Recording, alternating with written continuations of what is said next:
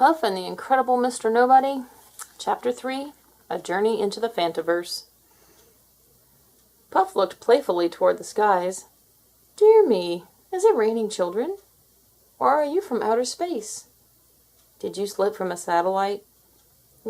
No, sir, answered Terry, a bit frightened. I come from that house.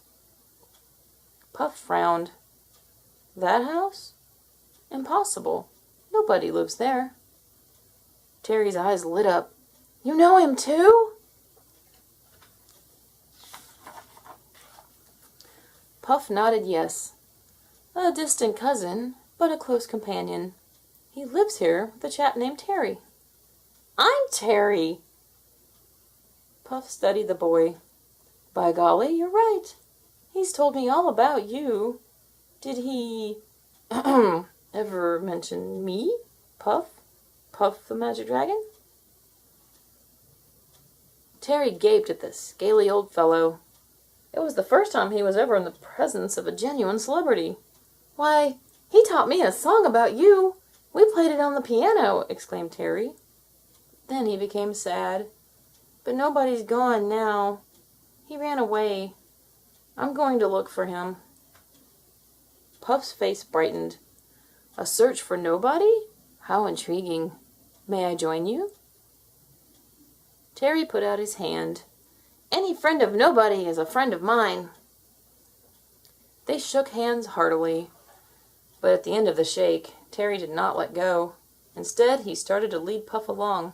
Now come on, he shouted. Which way? Asked Puff. Terry's face fell. I don't know. I didn't think about that.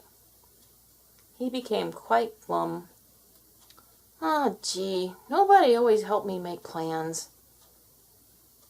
Puff thought, then said, well, we can go to the right or to the left, or we can take that road. He pointed to the stucco crack in the rear wall of the house. Terry looked. It had been a long time since he noticed it. Suddenly, Puff blew a magic smoke ring. It drifted over and encircled the wall crack. In an instant, the crack became the magical road through the clouds. The selfsame road Terry had imagined as a small child.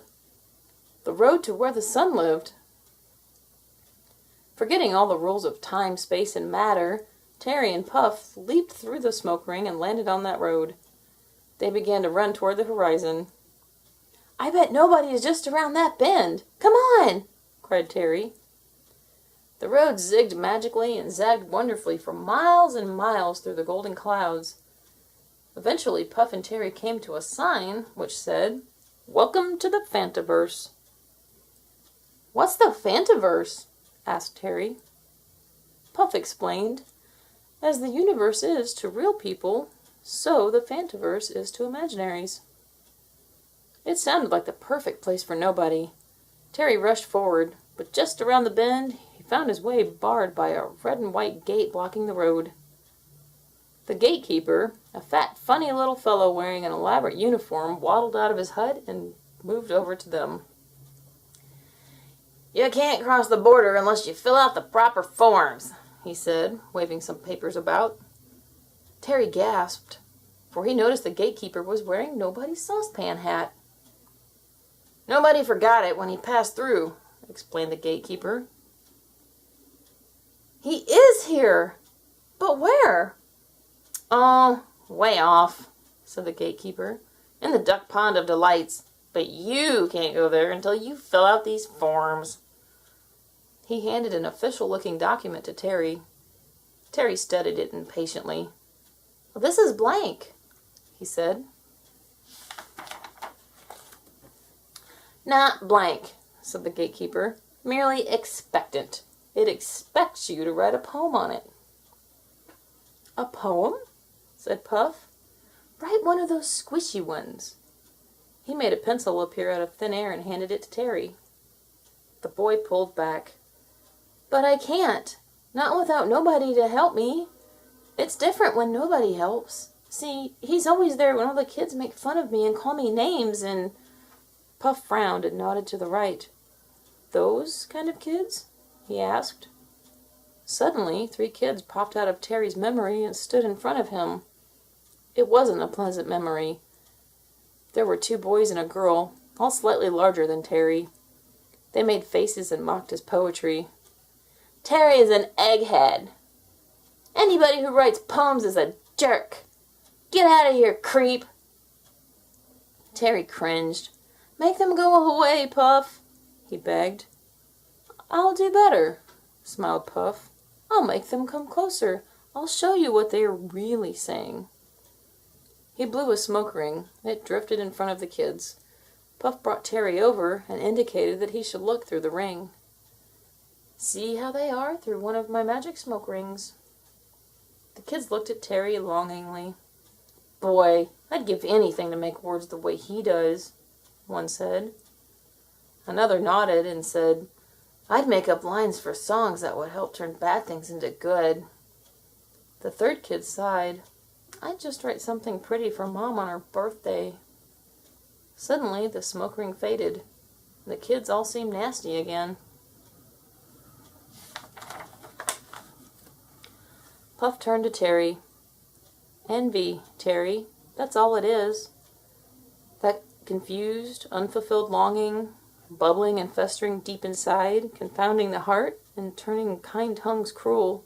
You should feel sorry for them, not afraid." "I guess so," said Terry. Puff pointed to the poemless blank piece of paper. "Go ahead. Time's a-wastin'." Terry nodded yes, and completely forgetting the envious kids, began to scribble. When he was finished, he brought it to the gatekeeper, who adjusted his glasses and began to read.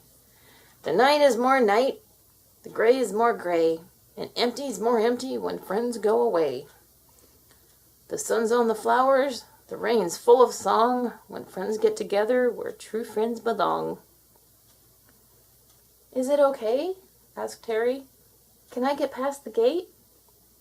The gatekeeper brushed away a tear, removed the saucepan hat from his head, and placed it on Terry's. "Here, I wish it were a wreath of laurel." The poem was obviously a good deal more than okay.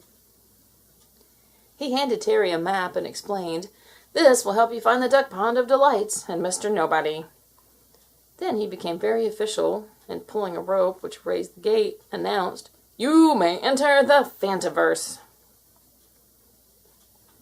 That is the end of Chapter 3. Please subscribe.